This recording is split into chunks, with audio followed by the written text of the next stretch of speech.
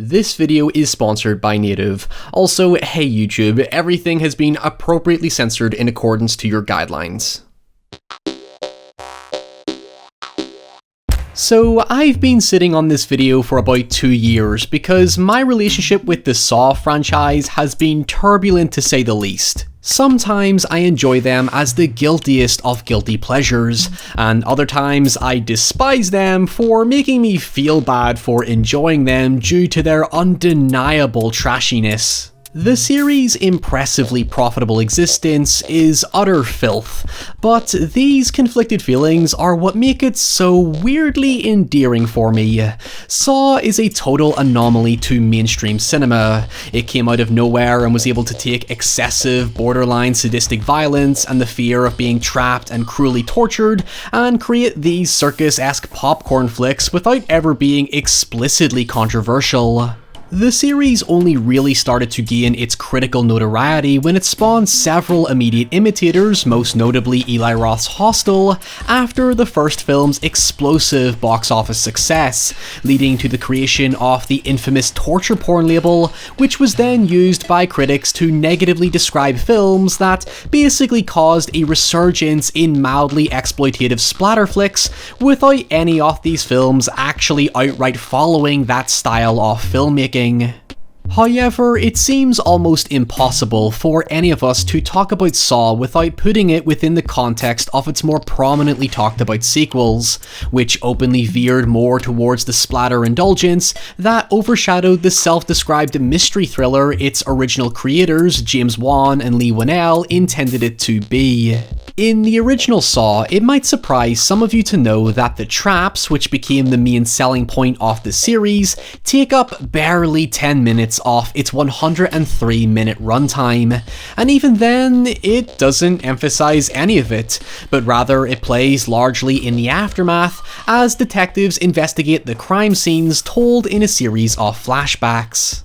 Much like Hostel, it's super interesting to revisit this film removed from the zeitgeist of the time, along with the sequels that established its legacy, because if I was to talk about every fine detail of the Saw series, this video would be at least an hour long, and I have a rule about exposing other people to my voice longer than 30 minutes at a time. So for this video, I want to live purely in the moment of the original film's release in 2004, without drawing any forced-in connections to the sequels, or going down the fan theory rabbit hole that tried to make sense of this contrived abomination.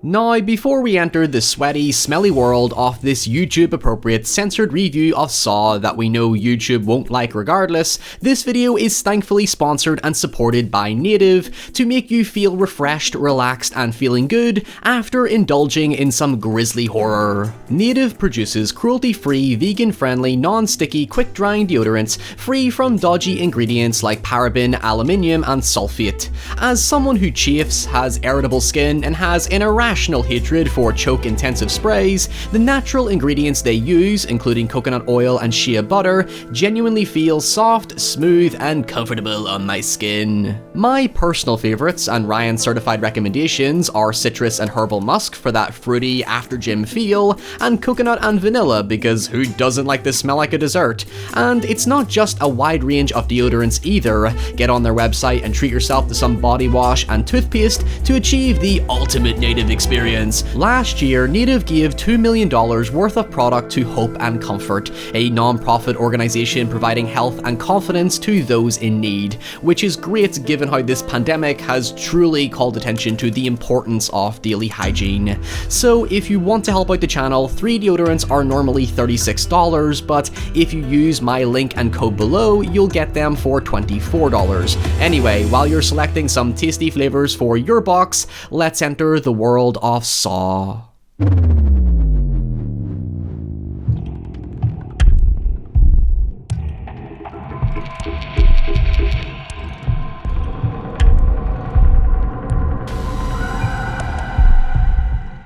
So I didn't see Saw until later in life, as I was only 10 when it came out, but at the time I remember all this talk about it being the most violent movie ever made because some guy cuts his foot off and another guy puts his hand in a shit-infested toilet and it's allegedly a true story, and pretty much all the usual myths and hyperbole that were then literally repeated when Hostel came out 2 years later. The truth is, after all the hype, I did not like the film the first time I saw it. I thought it was kinda boring, and my underdeveloped low attention span mind was more curious about the traps than watching these two dudes bicker over a cigarette. Are you joking? You gonna put something that you found in this room in your mouth? Yes, I'm willing to risk it. Give me that sweet cancer. When I opened this script, I was all ready to call this movie a misunderstood masterpiece that subverted the slasher genre, but having just sat down to watch it with a fresh perspective, I forgot how chillingly low-key the entire film is. It's seemingly delivered in a stream of consciousness, where the flow reflects the confusing and noisy reality we generally go through in life as we try to gradually make sense of it, as opposed to some clean-cut, polished narrative where everything does make sense. This isn't escapism, it's literally quite the opposite.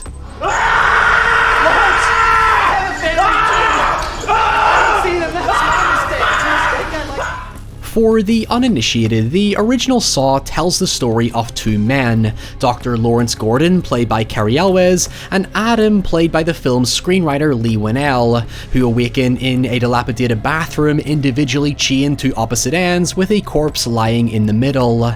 And from there, we intercut between various flashbacks as both men piece together how they got there, why they're there, and how they're connected to each other, while slowly unraveling a game set by the mysterious serial killer known as Jigsaw. Every day of your working life, you have given people the news that they're going to die soon. Now you will be the cause of death. Now, as the sequels went on, they tried to humanize Jigsaw's character to the point that it felt like they were indirectly justifying his motive as some thought-provoking, twisted poetic justice, whereas the first film begins by presenting him as a sadistic, narcissistic arsehole who gains gratification from watching his victims kill themselves for a motive that's theoretically interesting, but still cruel and unjustified. This is generally where most people compare Saw to being a sort of amateur fanfic to David Fincher's Seven. Hell, when the trailer for Spiral, the Book of Saw dropped, Seven was what instantly came to mind, and the director even said that's exactly what they're going for, so the comparison is inescapable. Although while on the narrative surface I can see where people are coming from, they are conceptually different films, as Leigh Whannell addressed it in a 2004 interview where he felt the main distinction was that Saw's story was largely told from the victim's perspective rather than the detective's, adding that it was the movie Cube that had a greater influence on the script. In the first film, figuratively, there is no John Kramer. Yes, he's referenced, but there is no complex character behind Jigsaw. His brooding existence is more akin to Jack the Ripper or Zodiac, as he's become an underground myth who baffles detectives and leaves his motivation relatively cryptic to some degree. All we know at first, according to Dr. Gordon, is that Jigsaw finds ways for his victims to kill themselves, and his assumed reasoning is that he chooses people who are, as Jigsaw himself says, ungrateful for their lives. That's where the Seven comparison prominently stems from, as he targets people he believes to be deserving of punishment for their hypocrisy. But if we're being pedantic, building off Whannell's perspective, Seven is a much more cerebral noir that focuses on the philosophical opposition between Morgan Freeman and Brad Pitt's characters as they hunt down the killer. One is a jaded old man searching for purpose and meaning, and the other is a jaded young man searching for justice. In my video, I felt it was about the dichotomy of attempting to intellectualize motive to make sense of murder, and accepting that sometimes a lot of killers kill because they simply like to kill. Understanding Jigsaw is fundamentally not the point of Saw's story. He's largely irrelevant and is far removed from the romanticized evil genius he's presented as in the sequels. Instead, Saw is about accentuating the situation Jigsaw puts his victims in. It heightens this intense primal fear of being trapped and helpless by presenting each location as detached from time and space. While it was for budgetary and time limitations, the lack of an established world effectively stops the film from ever feeling safe. It's just an unceasingly claustrophobic and disorientating bad dream, with an overwhelming sense of unpredictability that danger could be anywhere. Now that I say that, I can see where Winnell was inspired by Cube, where that movie was about the divide between wanting to understand this unknowable design and simply getting out of there. Holy shit, they really do complement each other.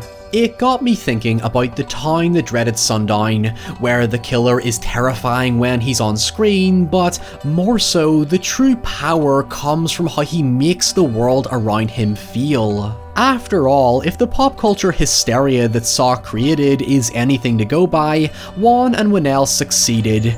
Ghosts and monsters can only push disbelief so far, but hearing people talk about the idea of just one day waking up in a torture trap was a legitimately scary and paranoia-inducing sentiment, as it played off extreme real-world actualities that, for the sake of our humanity, I'm just not going to go into.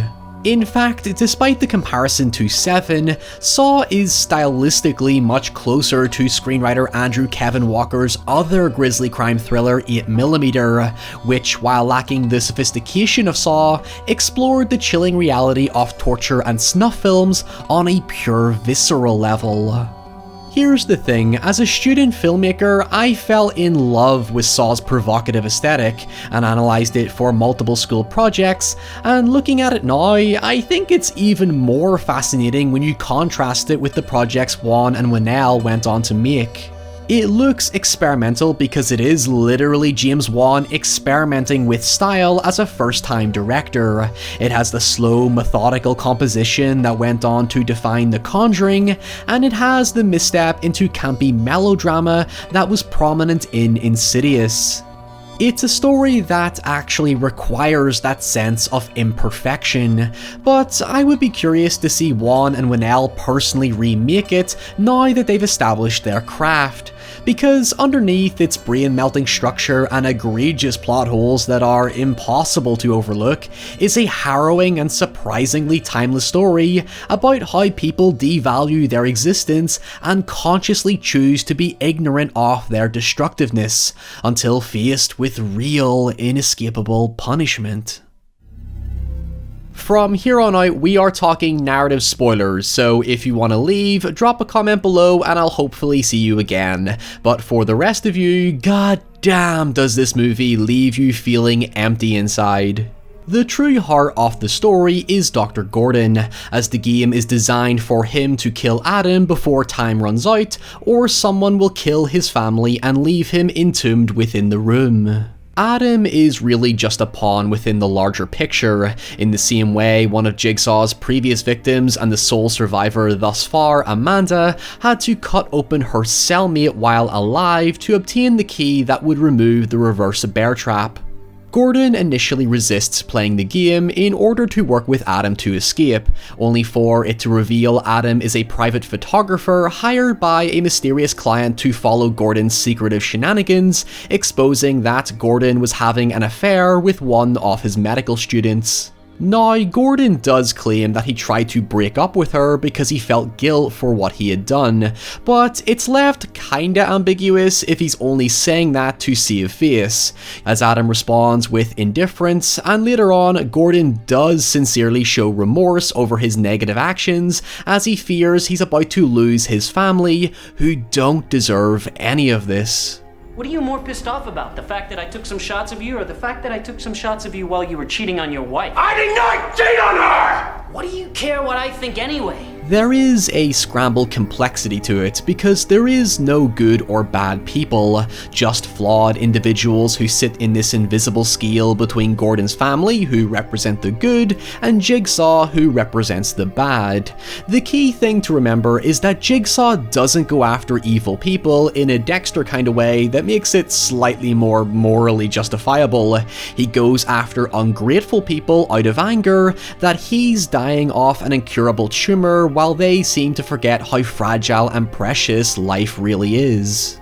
Yes, if you humour his motive, he does have a point. I mean, just look at how a lot of humanity has acted this entire pandemic just to see how depressingly ungrateful people can be, but since we only see the persona of Jigsaw, his motive is driven out of pure malevolence and malice rather than a tragedy like the sequels go for.